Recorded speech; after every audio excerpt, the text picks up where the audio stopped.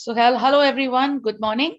And today we have a special session, which is with Tim Hamilton, specifically for the ones who are doing projects with him.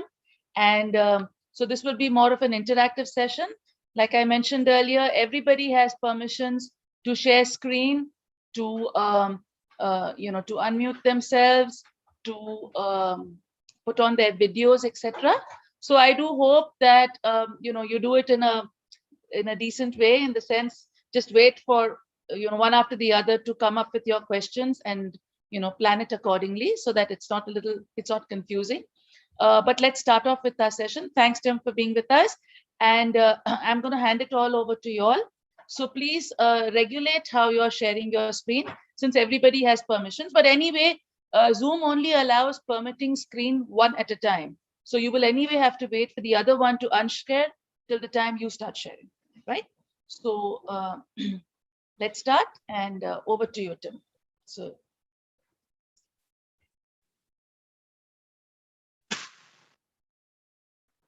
Okay, good morning, everybody. So let's see here. I'm not sure quite of the order we want to do this in, but let's see. Priya, could you give me a little guidance on here? Then, how do we want to have them go through? I guess they've all met me before from the previous talks. Yeah. So there are a whole bunch of students whom I all know. So should we, is everybody only with AGN Spectra, or do we have some who have issues with the other project too? So we do one after the other. AGN Spectra is supposed to. AGN Spectra. Yeah. So who would like to start? Sharon, would you like to start? Because the order I can see in my screen is different, but see, it's absolutely democratic. So actually, the students have already been conversing with themselves, because they have their own Telegram group with which they have been conversing. So who would like to talk first about issues you're having? Yeah. Hello. Mrinalini, do you want to start with yours? You're the first name I see in my list. Mrinalini, do you want to start with your questions? Yes, ma'am. Are you able to hear me, ma'am? Yeah, now I can hear you. Yeah. Morning, ma'am. But it's a little soft. Can you make it a little louder? I try my best, ma'am. Yeah, this is better. Yeah. Yeah.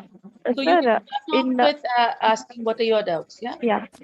One doubt I have is in AGN part 1, which when we calculated the mass of the AGN, I couldn't see we have accounted for the reddening, the atmospheric extinction along the latitude, longitude, or we are looking towards the galaxy. So that part we haven't accounted for.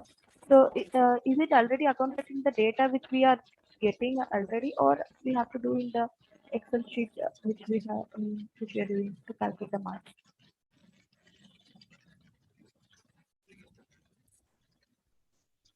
Do the reddening affect the magnitude values of the AGN? Tim, I hope you could hear her, right? Not very clearly, unfortunately. Okay. So her worry is about the reddening correction for AGN Spectra.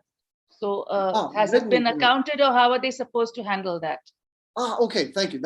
Thanks for explaining that. Yes, so that's actually a very good point, Mrinalini. I'm glad that you brought that up. There are two reddening corrections that might be applied, and I'll talk about both these. The first is the reddening that is due to the dust in the Milky Way galaxy. So if we imagine that your AGN is out here, and the Milky Way is here, and you're here at the camera, there, all right? So we've got our source, and then as it comes through the dust here, it gets reddened and extincted, so dimmed, but primarily in the bluer wavelengths. In order to correct for this, what we need to do is we need to know how much absorption there is along the line of sight in that direction. The great thing is that there was let me see here. I'm trying to think of the name of the authors. It'll come to me in a second. But there was this one fellow who had done his PhD dissertation on dust content in the Milky Way. And he made these fantastic maps of it. And you can look it up. And as long as you have the right ascension and declination of your source, then you can find out what the reddening and extinction coefficient is along that line of sight. Let me show this to you right now. I will look it up here. I'll pull the page up and I'll share it. The best place to go for this is the NASA Extragalactic Database. I'll type this into the chat window.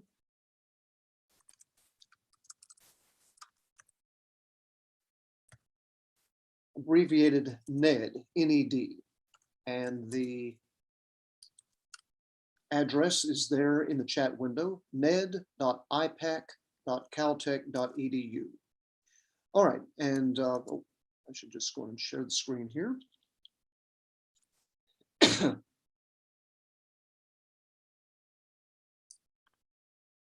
Okay, and here we are now with NED.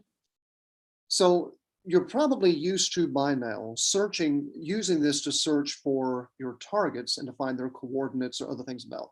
But there's another thing that we can do, and that is under Tools and Extinction Calculator. So I'm going to select that. In fact, hold on, I'm going to pull up one more tab here, and I'm going to do an object search so that we have a coordinate to look for.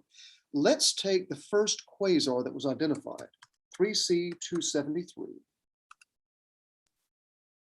So I search for it by name.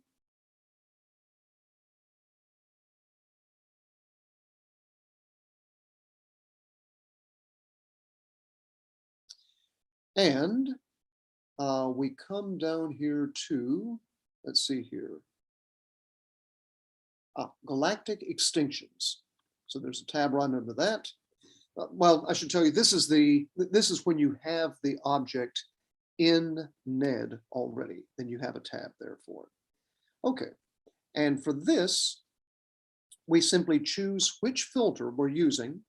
Notice that some filters have the same letter name, but they have a different profile, transmission. So there's the Landolt filters, UBVRI. There's the CTIO, Ceratololo International Observatory, maybe, UBVRI, and so on. And those are going to be a little bit different from each other. So find the closest one to which you're using. A lot of you will be using the Sloan filters, SDSS, and so on. And if you're using Hubble images, you have the different cameras there, Wide Field Planetary Camera 2, and so on like that. I'll just pick one here. That, and you see here the extinction, and that wavelength is 0.059 magnitudes. So this means that the light that comes to you from 3C273 from that direction will be 0.059 magnitudes larger, meaning dimmer, than it really should be. So you will need to subtract that magnitude, that value, from your absolute magnitudes when you've converted it to absolute magnitude. The other thing you can do is, if you have a target which is not in NED, but you have the coordinates for it, all right? For this, we can just copy down the right ascension declination. Then you can go over here, remember where I put it under Tools and Extinction Calculator. Make sure you know which coordinate system you're using. And I should make a note here that for most of what you will be doing, the coordinates you will use will be the 2000, the year 2000 epoch, which is, meaning because of the precession of the Earth's axis, then we have to kind of reset those coordinates every few years. Most of what you'll be doing will be set to the observation epoch of the year 2000. but you'll find in some of the older ones, some of the older papers, especially those published in the 1990s and earlier, they will use the 1950 coordinates there. So make sure you know which ones you got. Okay, and then you put in the right ascension. Oh, let's see here. It wants hours, minutes, and seconds in that format. So I've got to make sure I know here, that's decimal. There we go. And we do the declination, making sure that we keep the sign. If it's positive, it doesn't matter, but the negative is important. There we go. All right, hit go. Pull it up. And once again, we have the same here. Let me just make sure that this does come out to be the same. Wide field camera 3, and I chose the 555, and sure enough, there it is, 0.059 magnitudes. Okay, so again, taking your observed magnitude, apparent magnitude, you can calculate the absolute magnitude from it, but then to correct for the extinction, then you need to subtract this value from that to get the what you might call unextincted magnitude, absolute magnitude. The second point is that there can also be extinction from within the host galaxy of the quasar or AGN. And that is dust along the line of sight within the galaxy that it lives in. Now, in that case, well, usually we just don't know how much there is. Most of the ones that you'll be dealing with here are what we call type 1 AGN. Type 1 and type 2 AGN are two divisions of them. The type 1 AGN are those where we can look down into the nucleus. We see the nucleus of the AGN, but in type 2 AGN, the nucleus is hidden by the dust torus surrounding it. Type 2 AGN are getting a lot of research on them right now, but they are more difficult to observe for obvious reasons because they're obscured in this way. And in those cases, it takes modeling. You'd have to know something about the spectrum, or you might simply have to take an average value of the extinction along the line of sight of that. But those are very, as we would say in English, iffy, meaning it depends on a lot of things, and you're not going to get a very reliable estimate out of that there. So you can just deal with handling the extinction from the Milky Way then. So Mrinalini, does that answer your question well? Yes, sir. I got it. Thank you. And, okay, very good. In the AGN part 2 part, when we are doing the graph between the ratios of the ionized lines, in the paper which you referred, there is one line that is O2. So when I'm giving the SQL server, I'm getting an error like it tends to be 0. So it won't give the data for such cases. So is there any other way to get any ratios of O2? Can you share your screen and show me? Right now I don't have that screen. You have given a reference paper by Lisa Kelly, right? Brunani, should I permit your sharing? So, I have. I think you can share if you. Sir, I don't have that right now. I Okay. closed it, so I have to. But I have the reference paper which you have given. So in that paper there is a graph. If I could share that paper, I'll share. Can you type the name of that reference paper into the chat window? Sure, sir. There's still a little bit of static or garbled sound there. So it was a little difficult for me to understand the name of the paper. And I can look it up and I can share it on the screen then.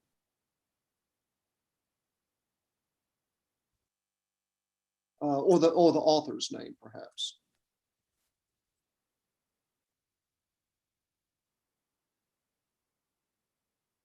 Okay, Lisa Cooley. Okay. So let's see here, Cooley 2006. All right, let me pull this up on mine.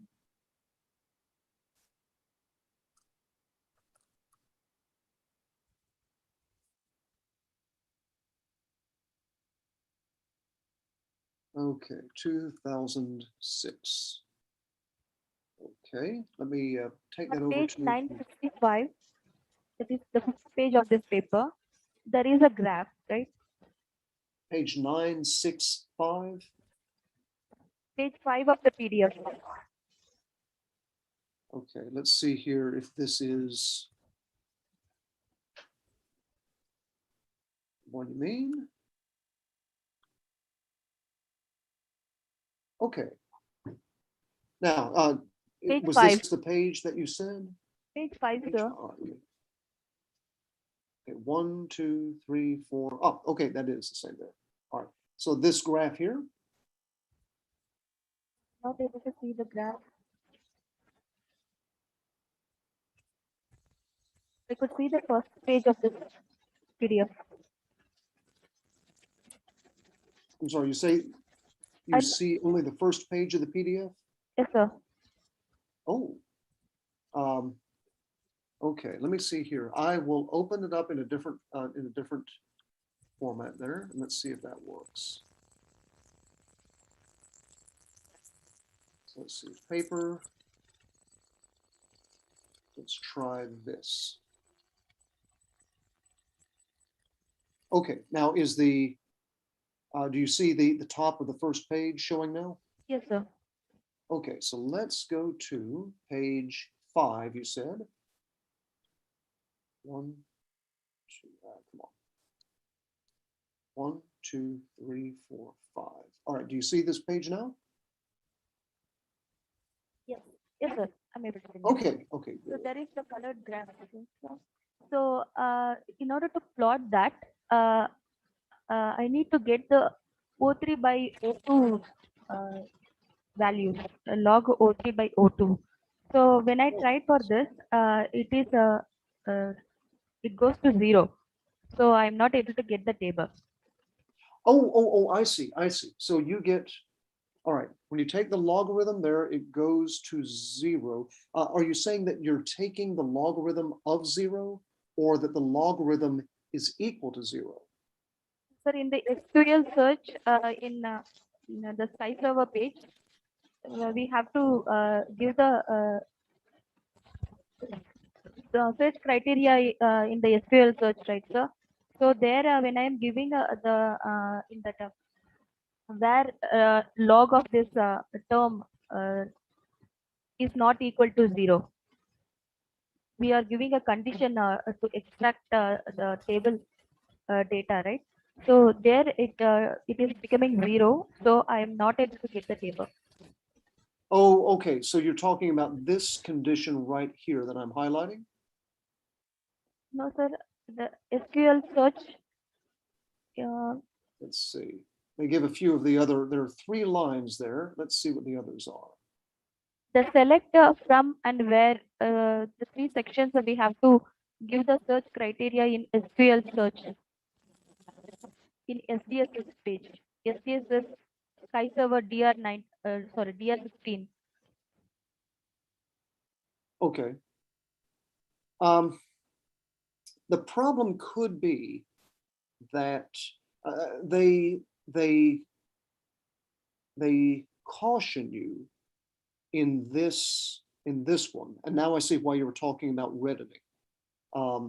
That this one is a difficult classification scheme to use because with the O3 and the O2 lines being at different wavelengths, then you have different extinction from the reddening. So you'll need to apply it correctly. Now I understand why you were asking about that. Okay, so when you take the logarithm of O3 to O2, you say that you are getting, where would, all right, let me see if I'm understanding this correctly then. You're saying that they are all appearing in an extreme end of the graph, is that correct? First thing, I'm not able to get the data from the Sky server. We are Oh, we, you're not able to get the data at all. yes, sir, because it shows that the condition we are giving the condition right, sir, from this table and where we will give the condition. So there we are giving the condition that that value is not equal to 0, then only we'll get the table. If the value, if the emission line is not equal to 0, Yes, it sir. is not. Okay. Well, let's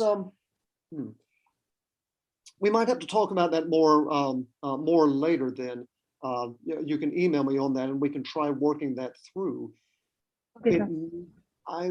I would have to take a look at take a few of the examples on the query that you've done and see what comes out. What you might do is to relax the conditions. Have you first put the condition that the signal to noise must be greater than 3? Signal to noise. No, I haven't given the signal to noise value. I have given only the redshift limit, and I have given this ratio should not be equal to 0. Okay, The yes, ratio yes. should be greater than 0. H alpha equivalent width should not be equal to 0. Ah, oh, I see, I see. So okay, because I had shown you in the SQL query example that you should make sure that the ratio is not 0 before you take the logarithm, and that's what I see. Now I see what you're checking. Okay. Okay, and so you get nothing out when you put that condition in. Is that it? Yeah, for O3 by O2, I'm not getting anything. So it is Okay. showing that it is tending to 0.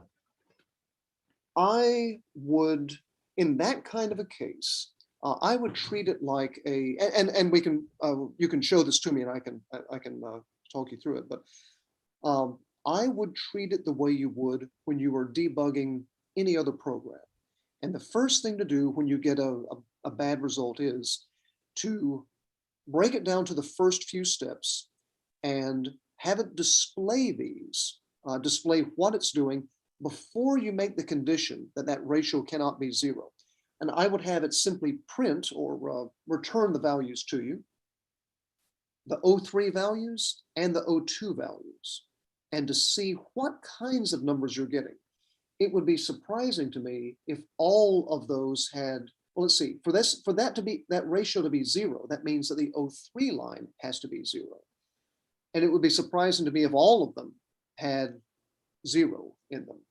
Excuse me, sir. O3 value is not 0 because I got in other SQL search, I am able to get values only when I'm giving this O2, whether I'm using a O2 as a 3726 line or 3729 line.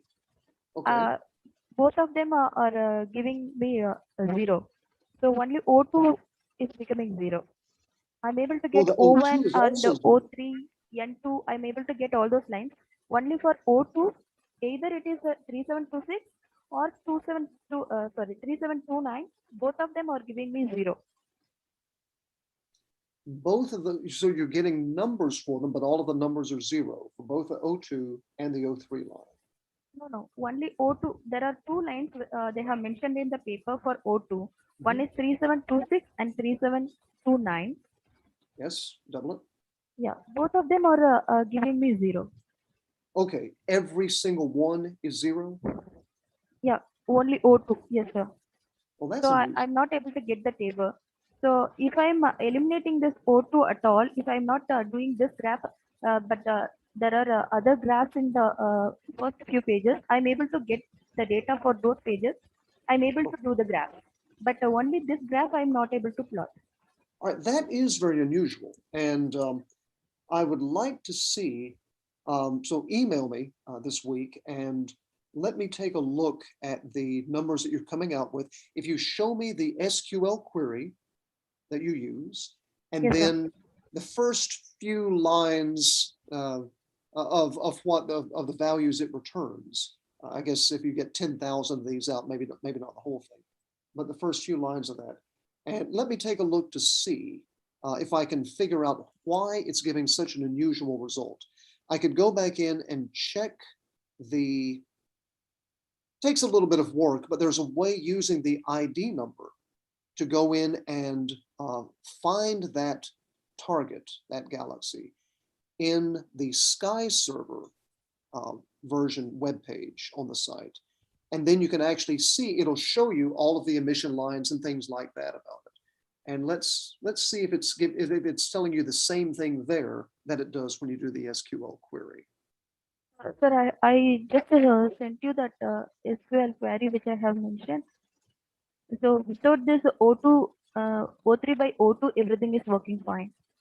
Mrinalini, Maybe you can't share because Sim is sharing. So you need to unshare. But in principle, maybe you and Tim can continue on email, right? Would that be better? Because there are many more waiting in the queue.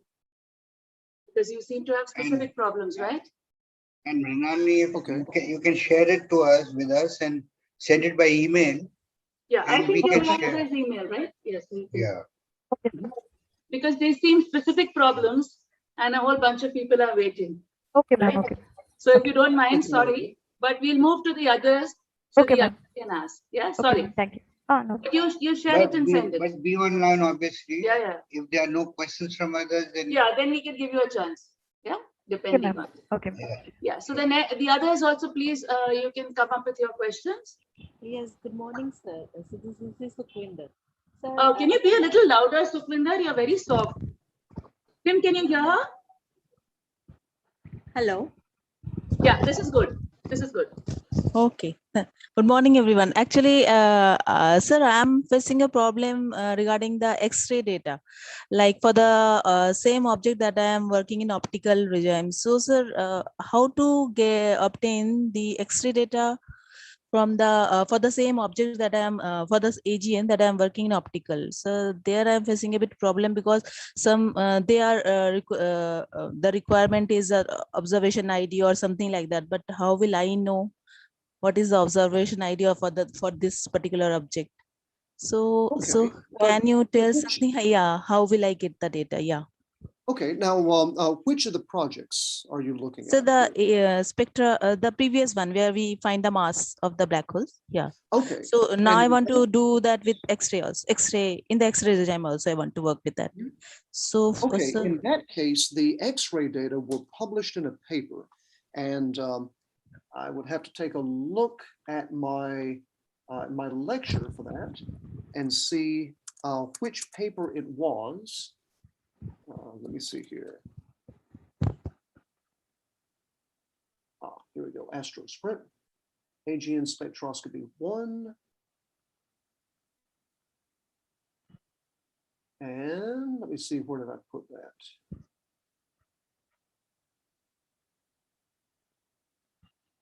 Here we go. All right, let me pull up the talk here very quickly. I'll show the screen, so when I see it, all of you will see it.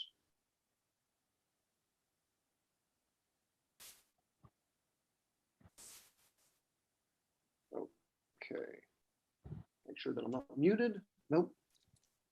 Let's see.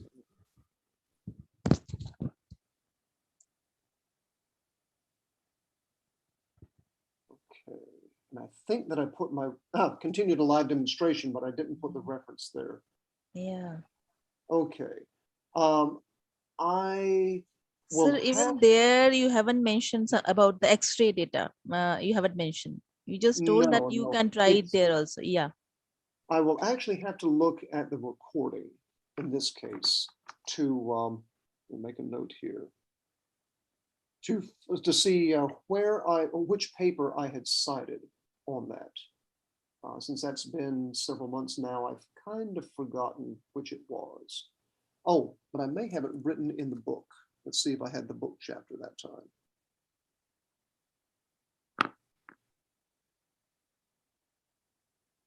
All right, let's see if it's in here.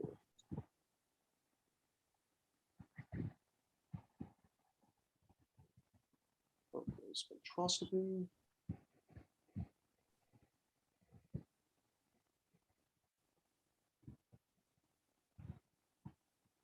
May be there, but it may be on spectroscopy of AGN here.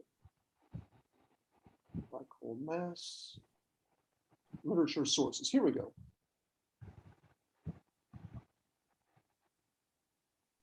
I believe this is the one.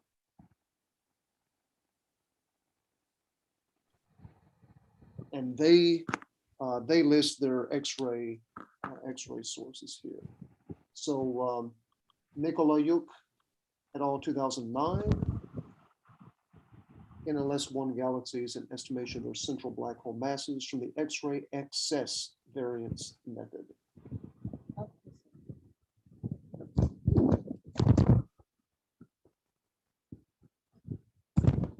Okay, sir. does that So answer your using question? this. Yeah. Thank you, sir. I will look through that. Okay. Okay, you're welcome. By the way, do you have a copy of this chapter of the book? So here? no, we don't have. That is it. So if you can send it with Priya ma'am and she can share with us, that will be Certainly. nice. All right. I will make a note there to send that on to her. That's chapter 25.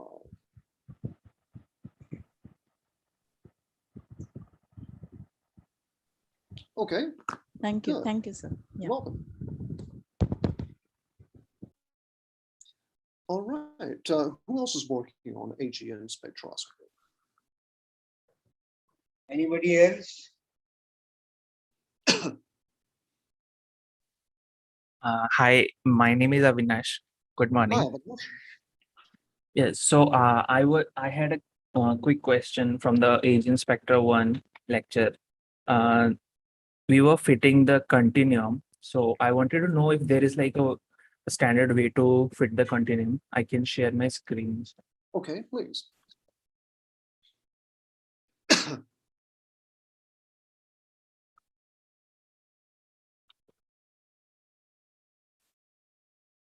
So, is my screen visible? Yes. Yes, it's showing very well. Yeah, so I tried to, so I didn't know how to fit the continuum, so I just put a line there on the spectrum. The black dashed line, horizontal line. Yes. Okay. Fitting the continuum can be done honestly in a very simple way, which is to go. You need to find an area of the spectrum which is not part of a line. So go over, put your cursor over to where the H beta line is. Okay. Now go a little bit to the left. You see where it dips down right there. Nope, just a little bit more right there. So that looks like it is, it's outside the line, and it's the lowest part where it's about turned back up again with maybe some more emission. That would be my estimate for the continuum on that side of the line. Now, on the right-hand side of the line is a different question, because you see that as you come down off of the H beta line, then you hit the O3 emission line. Okay, so you can't choose it right there. But if you go a little bit to the right at 5100 angstroms, there you have continuum again. And so you can simply draw a straight line. It'll be diagonal, but that's acceptable, between the continuum on the left side of H beta and the continuum on the right side of the O3 line. Oh, okay. And you'll estimate it as being roughly a straight line, even though it's diagonal, between those 2 points. Now, in reality, the continuum may be a smooth curve over a long range of wavelengths. And there can be people who are doing this more professionally would be fitting a continuum model to it. But if all you need to get out is the continuum over a narrow range of wavelengths for an emission or absorption line, you can model it as a straight line over that short range. Oh, all right. That Now, answers my question. Yes. Okay, good. I will admit, by the way, that there are some spectra which are so complex that it's unclear to me if I'm looking at, maybe I've got a spectrum that looks like this, if you can see on my camera here, and it comes along like that. It goes down here and then back up and then down and back up and so on like that. And I don't know if I'm looking at continuum down here and emission lines above it, or if I'm looking at continuum up here and absorption lines down below it. Luckily, these AGN spectra are not that bad, and they are almost exclusively emission lines and very little or no absorption lines.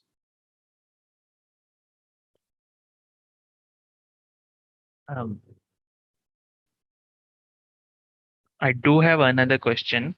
Sure. Yeah. So that is from the AGN Spectra second lecture, the BPT curve. Oh, I guess I ended the share screen. Okay. Let me share it again. So yeah. So I tried to draw that PPT curve, but I am finding it a little difficult with that diagram that you right now we were talking about, that O3 versus O3 O2 versus O1 H alpha. So I'm able to draw this H2 and AGN and this line, Yes.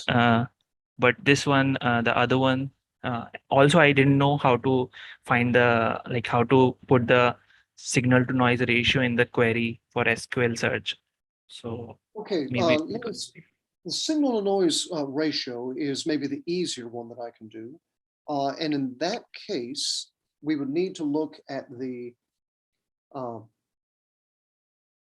the top of my head, I don't know what the variable name is in the database. But if you look in the Sloan Digital Skies survey on their spectroscopy list, you can find where you go to find the spectra, you can find a list of all of the emission line entries, variables that they have there. Yeah, that's it. Okay, so yeah, go down to that, put in that O3 equivalent width again. Let's find where that appears. Just select that one.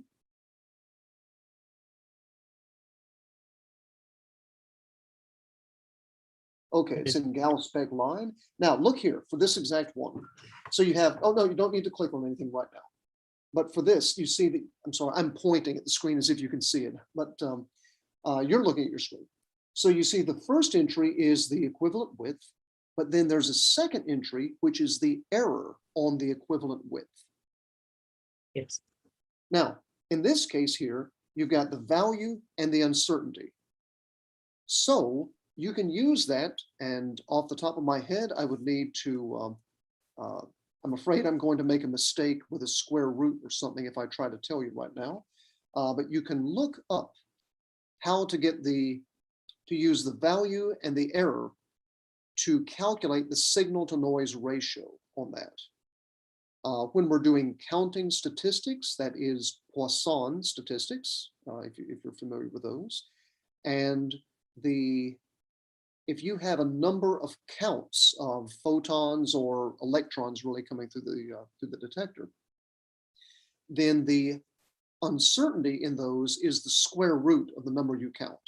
So the signal to noise ratio, when you have it done like that, is the, let's see, signal divided by the noise is the square root. So you wind up with the signal to noise ratio is the square root of the signal. Let me think if I've got that right. I would recommend writing this down on paper because I'm doing it without seeing it in front of me. But anyway, check to make sure that I'm telling you the correct thing. But you can use that uncertainty and the value in order to calculate the signal to noise ratio there. But you should check it with a book on astronomical statistics. Let me think if I can recommend one right now. Hang on just a moment. I've got one on the shelf here.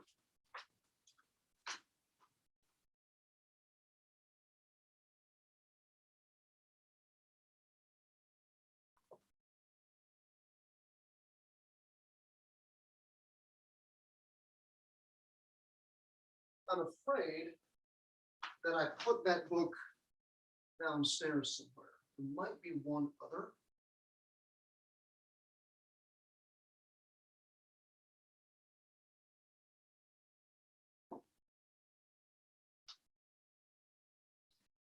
No, I'm sorry, I don't have my astronomical statistics book here right now. but you can probably find the correct formula for it from the web. Yes. But look up how to derive signal to noise ratio from the line strength and the error. Now Yep. that was your second question. Let's take a look back at that graph for your first question. So you've been able to plot the dividing lines on the Cooley number 3 plot there on the left. And Yeah. You're having trouble putting the dividing lines on the 03 to 02 plot. Is that correct? Yes. Okay. Now let me take a look at Cooley right here to see. And all right. So the fact that your plot on the right-hand side looks more like just a ball here, that would not worry me in particular, because if you take a look at the Lisa Cooley's own figure, it looks like a big ball like this, with maybe a few that stick up at the top, but not that many. Now, what I would do is let me share my screen here. Let's see. Okay. Actually, could you scroll up just a little bit first, please, on your plot? I want to see the top of the figure. Yeah, there you go. Oh, yeah, within that. Let me see what the top of the data look like. Okay. I'll go through to 02. All right. So let's see. Stop your share, and I'm going to share mine.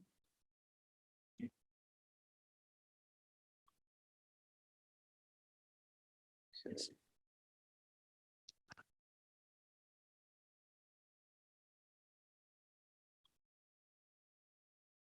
Okay, can you see mine? Yes, sir. All right. Let's zoom in here. All right, so we have the 3 lines here. Now, I'll admit I have not tried plotting these myself. I haven't tried this particular graph, but let's see, the way that, oh, you're right, she does write this in an unusual way. Let's see here. So she's got the logarithm of the 03 to 02, where it's less than this value here, minus 2.163. The way, yeah, that is unusual. She's giving you the classification of them, but she doesn't give an equation of the line itself. I would write that.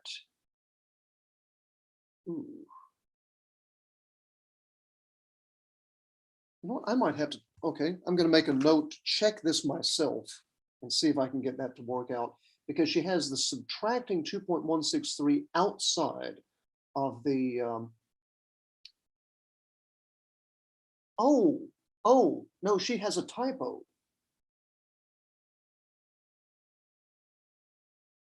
She's got a typographical error in this. It's minor, but it just makes it look incomplete. All right.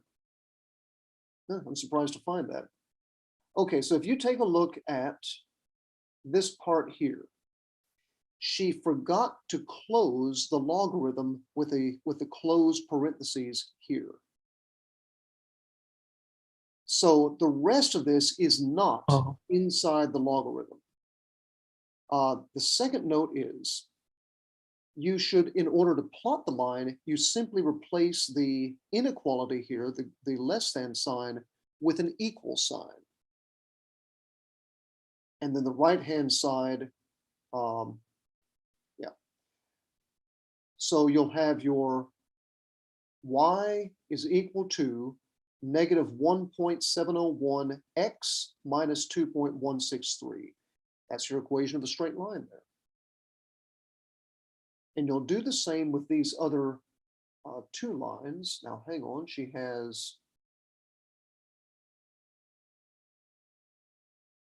it looks like she simply solves the line for 2 different values. Oh, I see, because she's telling you that it's above or below certain ones there in between a wedge. But you simply, wherever you see one of her equations, one of her inequalities, you replace the less than sign with an equal sign, and you turn it into the equation of a straight line there. Does that answer your question about it? Yeah, yes, that will help me actually, but I was more worried about the graph. Actually, I was thinking the shape of it is not similar to the one that is in paper. So I was Well, worried it about. may simply mean, well, you see here that the H2 regions do tend to extend a little up and to the left. And let me see, that dashed line at the log of 03 to 02 equal to 0, I don't think has much physical significance. I think it's simply a reference line for her there.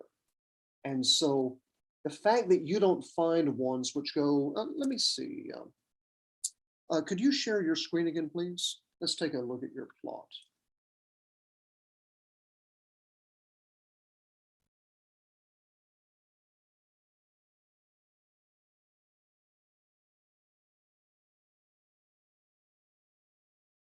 This is the plot, but I clip it.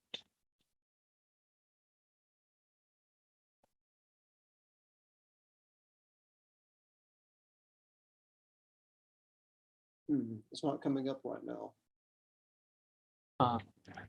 Is my screen visible? Not to me, unfortunately. Okay, right. Well, right. anyway, we're going on a bit long on this anyway. So let me just conclude by saying that there are only a few Yes. galaxies that seem to appear on that upper area. If you look at the density of her plot, it shows that most of them are in that tight knot in the middle. And so I really Right. would not worry about that. I think you don't have enough points to find those that are up there, perhaps. Right, right. That could be the redshift range that I have selected is not fitting that. So Yes, yeah, that could be. That I'll could try be. to tweak with that. And you might have to be careful about that reddening correction, Right. like Munalini was asking about as well. Yes, I will be trying to fit with that also. Okay. Thank you. All right, you're welcome. Good luck with that. Let's see, is Hello? anybody else working Hello? on either of the AGN spectra? Hello, Yes. Yes, excuse go me, ahead. Professor. In that same equation formula, straight line, did you simply guess that formula, or is there any underlying logic behind that formula? All right, that is a good question. Let me put this back up here. These lines here are empirical. They are taken by simply plotting them on there and then finding lines that give the best separation. So she had to know which ones were liners, Seyferts, composites, and H2 galaxies from looking at their spectra in more detailed ways. And then by knowing what category they fell into, she was able to, she would plot them with different colored points, for example. And then she would simply find a straight line that would be able to separate them as best as she could. So these are simply empirical, as you're saying. Now, there are ways in which you can come up with some physical background to it. Let me get back to this one here.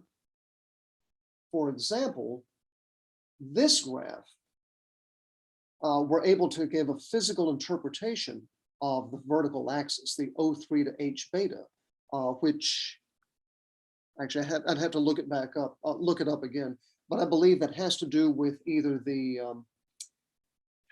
it may scale with the temperature. I've forgotten right now.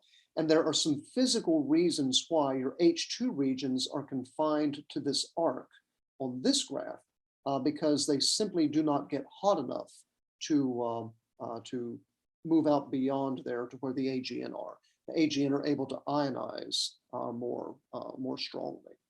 But on the other one, I'm not sure that there is a physical interpretation. It just it works better. It works well that way.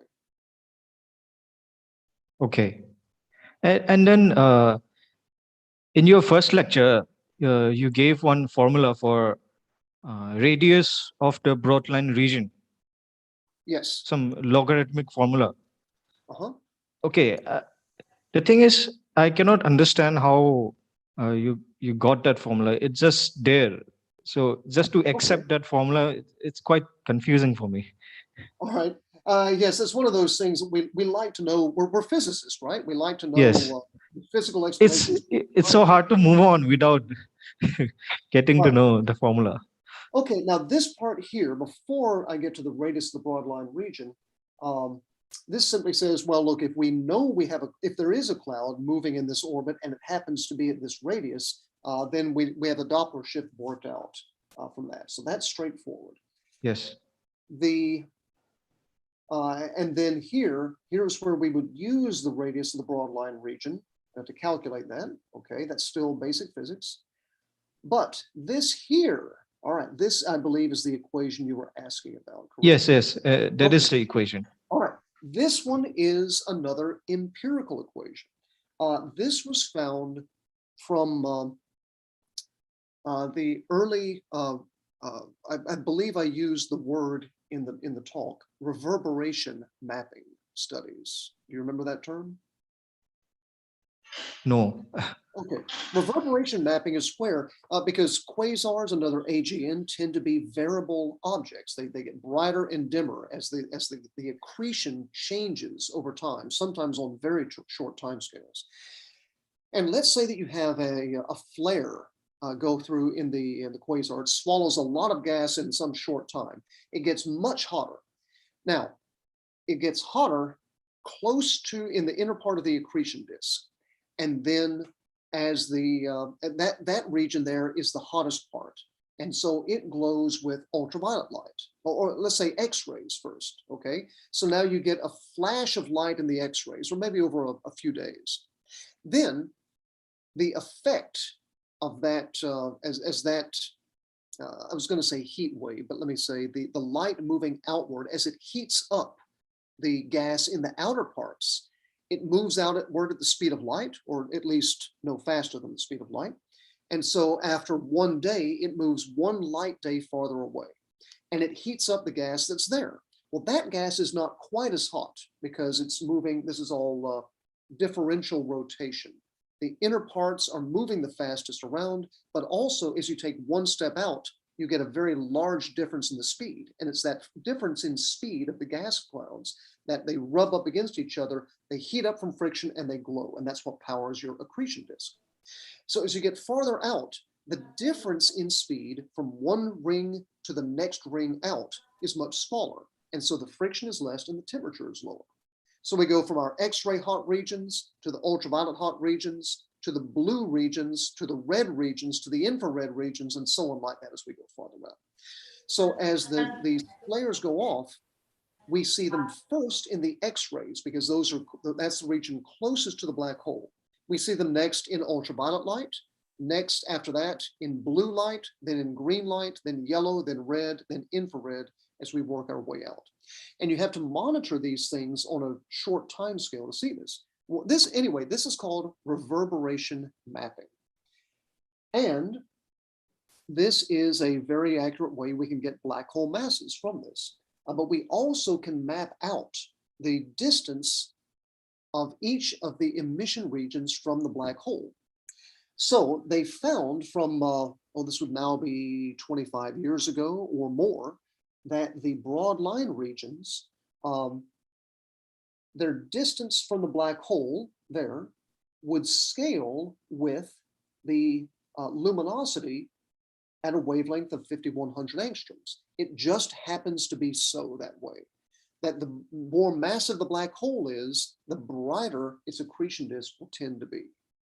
And so that turned out they were able to simply fit a line to this, and we have some uncertainties with it, which I did not include here. So you have plus or minus some amount on here.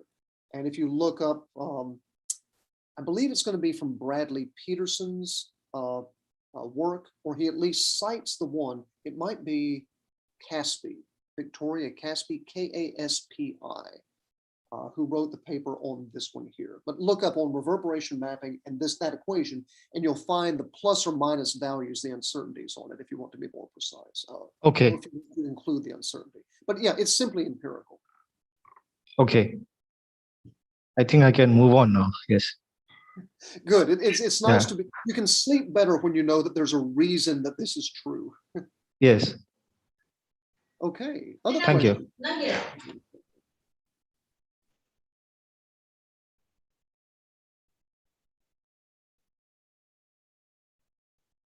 All right. Anybody else working on planetary surface agents, perhaps?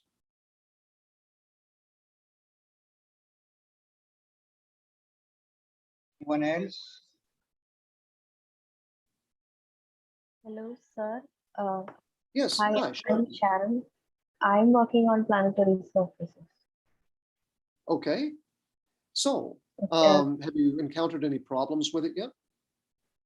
Sir, I have a doubt whether to take secondary craters too when we are calculating. I'm sorry, there's a little bit of garbled sound on that coming through. Can you repeat the same thing a little more slowly for me, please? Sir, can we have to take in secondary craters too when calculating the graph? You said, do we need to account for secondary Craters. secondary craters? Okay.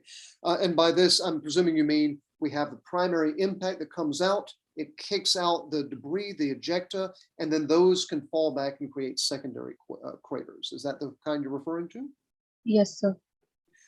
In this case, no, I believe we do not need to account for those separately, or rather that the equations, the graphs, not really equations, that the graphs that I gave you, I believe have been corrected for by that. In fact, there was a debate. I took this work largely from William K. Hartman. And he mentions in some of his papers that back in the 1960s or 70s, there was an objection made to some of his equations that there would be that the ejecta coming out from that could also then be floating freely through the solar system and then hit another source and mess up some of the results there. And he went through and explained as to why that's already accounted for in this. But anyway, I believe that yes, that is accounted for there. So that should not be a problem. Okay, sir. Thank you, sir. And one more thing, sir. I read in another paper that for Mars, they were using an algorithm, a direct algorithm to calculate all the craters on the surface. I'm sorry, I misunderstood. You said on Mars, they were using an algorithm to count all of the craters on the surface? Yes, sir. Yes. Was this using the new Mars Global Surveyor images or one of those other global satellites there? Sir, 1 second, sir. Let me just check. Okay.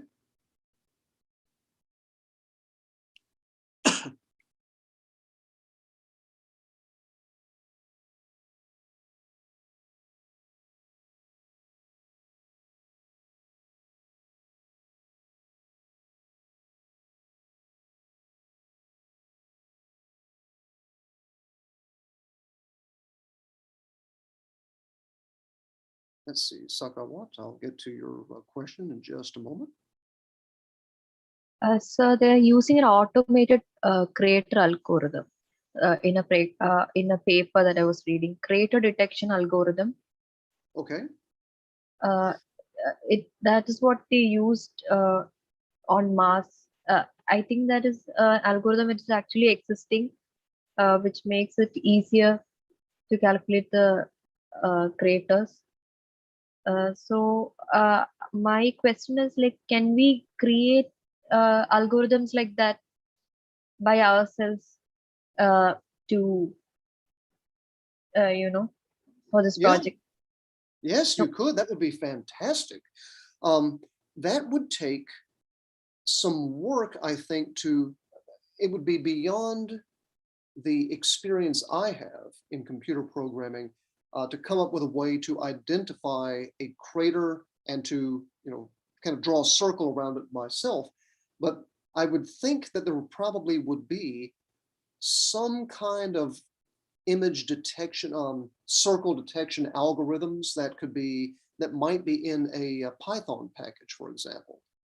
There's almost anything you want to do, somebody has written a package for Python that will do it. And I would check there if you have experience with Python. If not, take a look for whatever other language you use. But I think that would be Yes, a sir. fantastic. Python is okay, sir. Python is good what you for. use? Yes, sir. Yes. So So I was yeah, thinking whether it would be good if I could start working on an algorithm if it is possible. yes, I would encourage you to. Okay, sir. Thank you, sir. You're welcome. Well, okay, let's Hi. see. And now, yes, go ahead. Okay. I have a question about the mass of a black hole and the total stellar mass.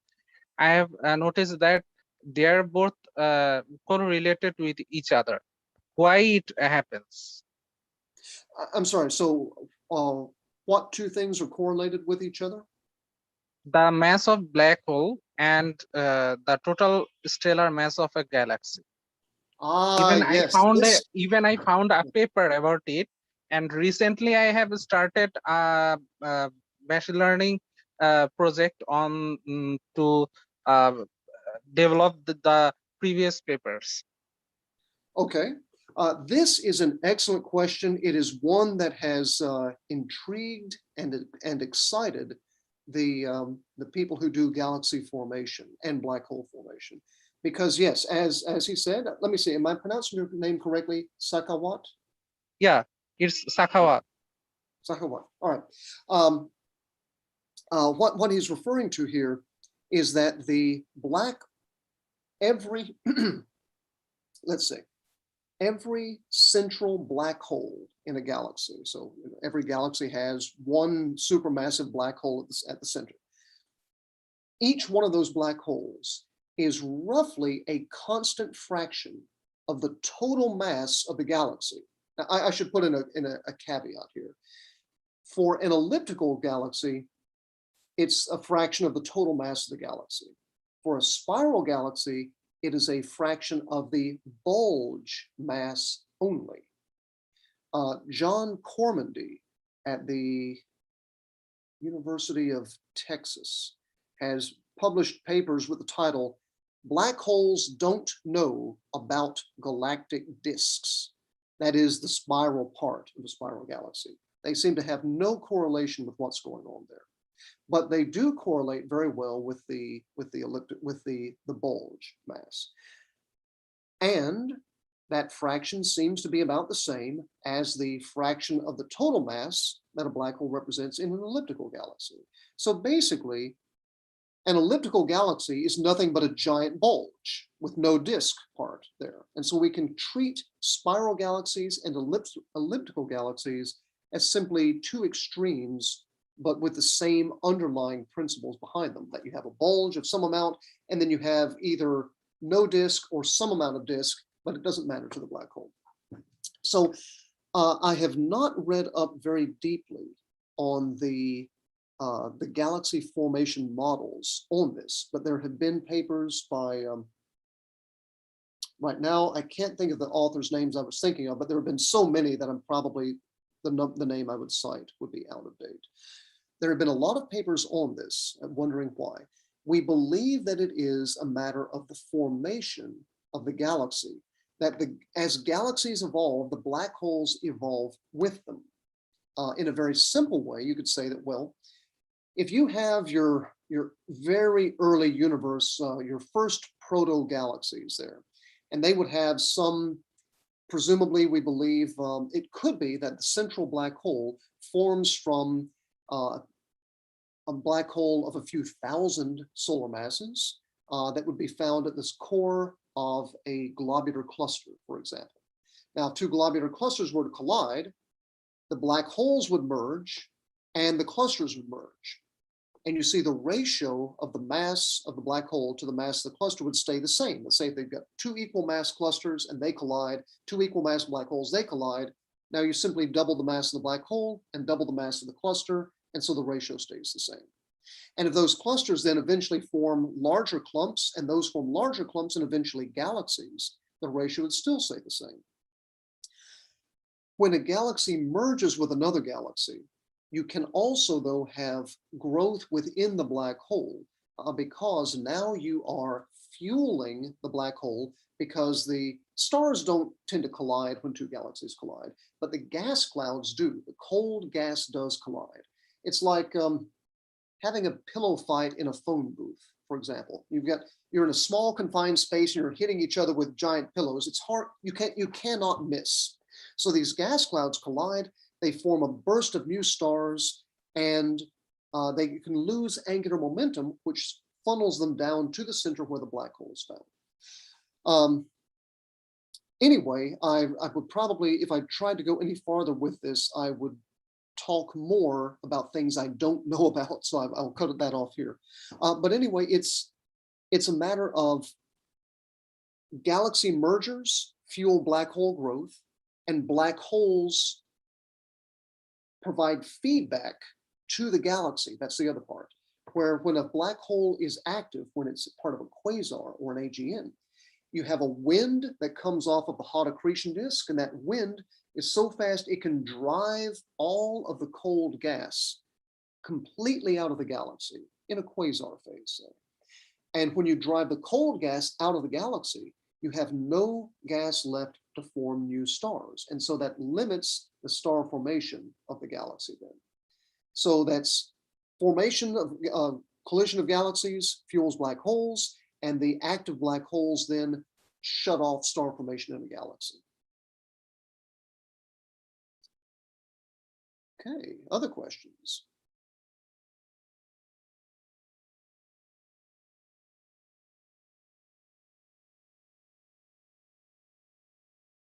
Any more questions?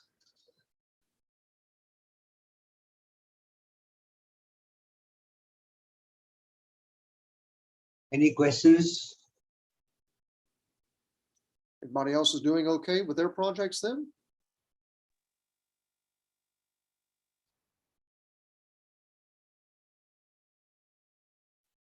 And of course, if you do come up with problems on the way through these, you can always contact Najam or Priya, and they can send an email. They can put you in contact with me so that I can answer it by email then. I will share the book of yours. Some wanted it. So I think Priya already has that. If it's okay with you, we can share it with. Please do. And I can send a, let me attach a newer copy of it here to make sure that you have the most up-to-date version of it. It's an excellent one. You've written it so, Oh, thank you very much. I'm glad that since y'all have asked me to do this, I have had more reason to be adding to it then. Okay. Latest version was August 30th there.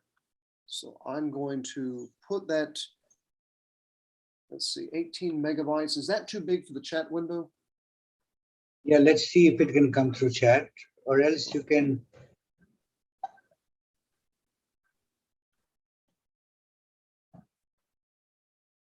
Telegram generally can attach larger files. Uh-huh. If you're on Telegram, maybe you can post it on that. Or you can put it up on the drive. You can download from there and share it. Okay. I'm trying it in the chat window right now, and it's starting to load up right now. Oh, it's halfway done. Okay, it's sent successfully. The one on the that we just spoke about is chapter with the AGN spectroscopy is chapter 25.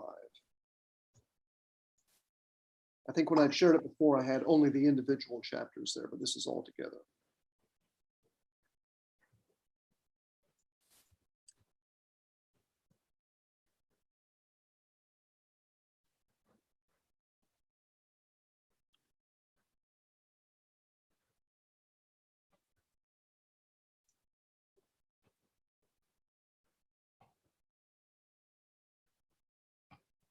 Chapter 24 for classification of AGN, and chapter 25 for the black hole mass.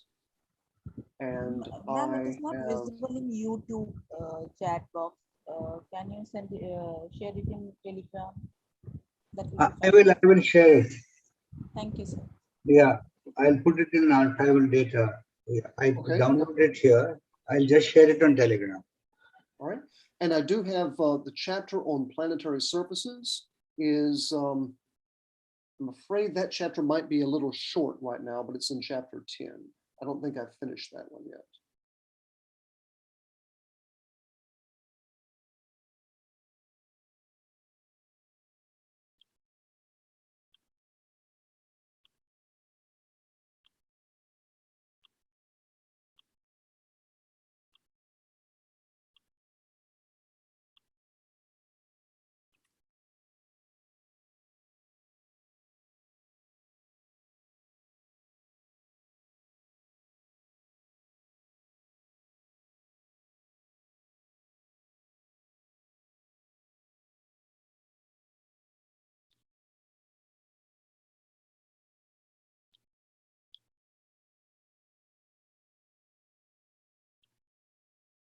Let's see, Zuckerberg asked everybody if anyone else who's working on the galaxy classification could tell him.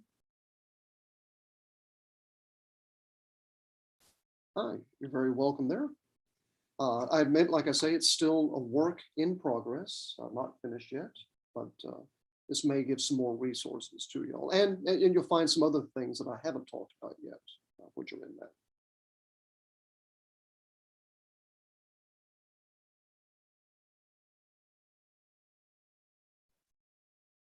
Is there in the book is uploaded on Telegram. Bender, you can try. Thank you, sir. I'll definitely get it there.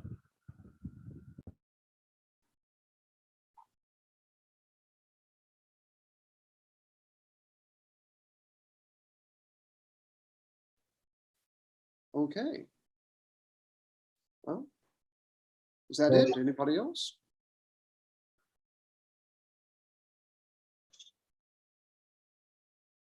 So if there are no questions, should we allow him to sleep? Yes, Would sir. like to I say think something? now everyone would like to work and then find some new problems. Yes, that would be better.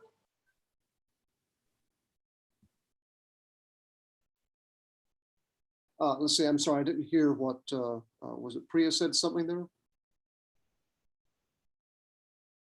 It said something.